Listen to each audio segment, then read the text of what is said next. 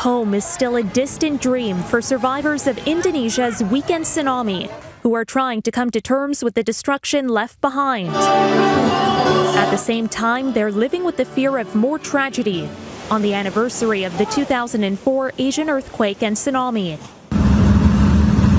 People who live near an island volcano responsible for the deadly waves that hit communities along the Sunda Strait on Saturday night are being told to avoid the coast today, as extreme weather and a second disaster is still possible.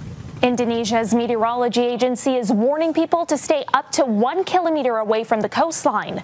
And they say that they're watching the volcano very closely, which, when it erupted the first time, created underwater landslides, which in turn caused those deadly tsunami waves. That's what they fear will happen again.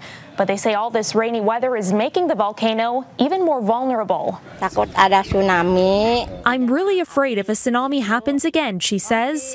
I always feel afraid every time water rises, and if it rains, it will flood too. The rain warning is also slowing efforts to collect hundreds of bodies. More than 400 people have been killed. Construction workers trying to put together a bridge to get access to some of the otherwise inaccessible areas that have been cut off.